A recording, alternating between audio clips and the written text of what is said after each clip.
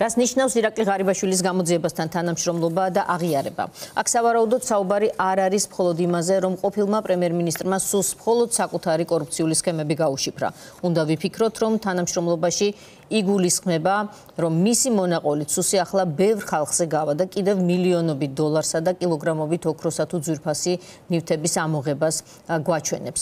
აქ ჩვენ არ უნდა დაგვავიწყდეს, რომ ღარიბაშვილის კორუფციულ სქემებზე, არა მხოლოდ მისი, მაგრამ ახლა ღარიბაშვილზე ვართ ფოკუსირებულები, მედიაც და კორუფციის მკვლევრებიც წლებია გიყვებით. რაც გვაძლევს საფუძველს ვიფიქროთ, რომ ამ ბოლო დღეებში მაინცსა და მაინც ახლა თითქოს და კორუფციასთან ბრძოლა ივანიშვილის მხრიდან ფულის ამოღების გარდა სანახაობის დანიშნულებასაც ატარებს. პროკურატურამ დღეს 4 მილიონზე მეტი დოლარი გვაჩვენა, რომელსაც ფულის სათვლელი მანქანით ითვლიდნენ, მერე ტომბრებში აწყობდნენ. ეს თანხა პროკურატურის ვერსიით უკვე ლილუაშვილი ფარცხალაძესთან დაკავშირებული პირებისგან არის ამოღებული. მოკლედ მთელ ამ სქემაზე, რასაც ქართული ოცნება გვთავაზობს, როგორც კორუფციასთან ბრძოლას, ახლა გიორგი კიკაბიძე მოგვიყვება და შემოგვერთება ყველა დეტალით. დიახნინო, ანახებს თუ არა ოლიგარქის საზოგადოებას ირაკლი ღარიბაშვილს ხელბორკილებ დადებულს. ეს კითხვა თავად სუსმა გააჩინა საგანგებო ბრიფინგით, რომელზეც დადასტურდა, რომ ოცნების ყოფილი პრემიერი დაკითხეს და მისგან აღიარებაც კი მიიღეს. ანუ სუსი გვეუბნება, რომ ირაკლი ღარიბაშვილმა უკანონო შემოსავლების მიღების ფაქტი დაადასტურა, თუმცა რა მასშტაბის უკანონო შემოსავალზეა საუბარი, ეს არ თქმულა. ანუ ჩვენ ჯერ კიდევ არ ვიცით კონკრეტულად რას და რამდენს ედავებიან ღარიბაშვილს, რომლის სახლიდანაც გაგახსენებთ, რომ რამდენიმე დღის წინ ძვირფასი ნივთები ამოიღეს. მათ შორის საათები, რომელთა ღირებულება ზოგიერთ შემთხვევაში რამდენიმე ასეულ 1000 ლარსაც კი შეადგენს. შაბათის ფორმულას ექსკლუზივით ღარიბაშვილის სახლიდან მტკიცებულება წაიღეს 6 მილიონ ლარზე მეტიც. საინტერესოა, რომ სუს ჯერ საქმისთვის კვალიფიკაციაც არ შეურჩევია, შესაბამისად არც ისაა გადაწყვეტილი, რა რეაგირებას მოითხოვს ის ივანიშვილის ორგზის პრემიერის წინააღმდეგ. ყველაზე ცუდ სცენარში ღარიბაშვილს პატიმრობა ემუქრება, თუმცა რადგან ბრიფინგზე სიტყვა თანამშრომლობაც ახსენეს, არ არის გამორიცხული ღარიბაშვილის თავისუფლებას საფრთხე აღარ დაემუქროს. სავარაუდოდ ამით აიხსნება სუსის ნელი მოქმედებაც. ანუ ვიდრე საბოლოო გადაწყვეტილებას მიიღებს ოლიგარქი, შესაძლოა ვაჭრობდეს და თავისუფლების ანაცვლოდ ყოფილი ქვეშევრდომისგან მოპარული მილიონების მიტანას ითხოვდეს. ფაქტი კი ისაა, რომ ამ პროცესში ივანიშვილი ბოლომდე აცამტვერებს ღარიბაშვილის რეპუტაციას. როგორც საზოგადოებისთვის ცნობილია, მიმდინარეობს ინტენსიური, კომპლექსური ოპერატიული და საგამოძიებო მოქმედებები სისხლის სამართლის საქმეებზე, რომლებთან დაკავშირებითაც წინა დღეების განმავლობაში ჩატარდა სხვადასხვა, მათ შორის ყოფილი უმაღლესი პოლიტიკური თანამდებობის პირებისა და მათთან დაკავშირებული პირების საცხოვრებელი ბინების ჩხრეკები. დღეს სახელმწიფო უსაფრთხოების სამსახურის ანტიკორუფციულ სააგენტოში გამოიკითხა ყოფილი პრემიერ-მინისტრი ირაკლი ღარიბაშვილი, რომელმაც სრულად ითანამშრომლა გამოძიებასთან და აღიარა წლების განმავლობაში უკანონო შემოსავლების მიღების ფაქტი.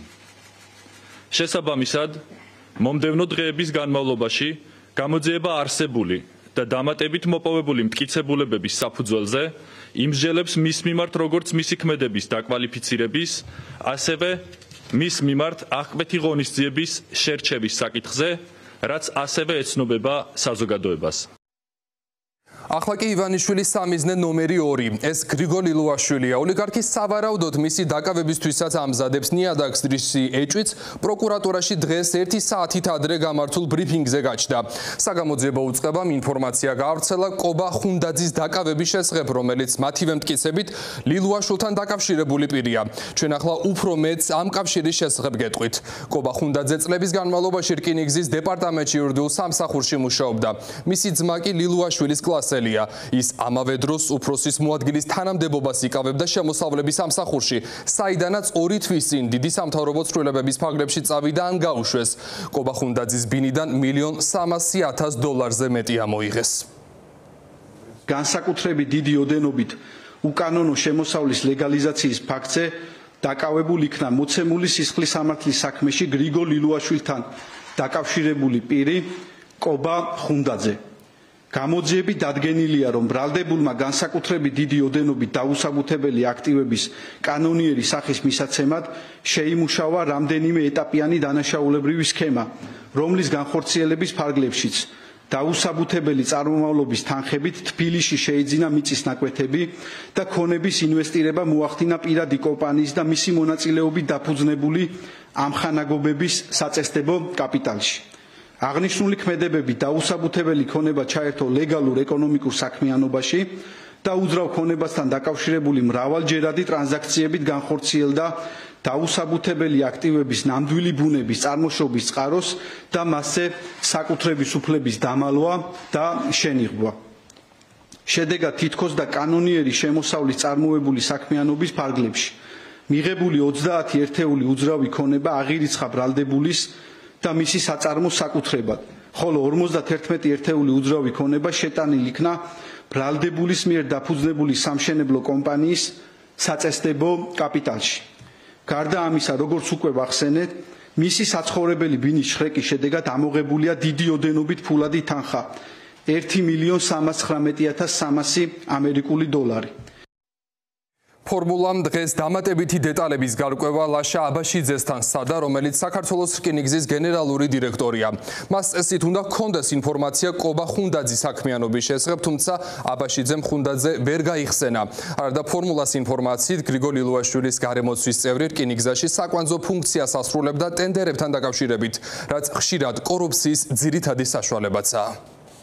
არ ვიცი, ნამდვილად არ ვიცი, საერთოდ არ მაქვს. მთელი დღე შეხვედრები მაქვს. არ მაქვს საერთოდ ინფორმაცია. გქონდით ინფორმაციას, რომ ის დაკავებას აპირებდნენ ან მის არ სამწუხაროდ არ ვიცი, საერთოდ ინფორმაცია არ მაქვს. რაოდენობით ფული ამოიღეს? საიდან ამოიღეს?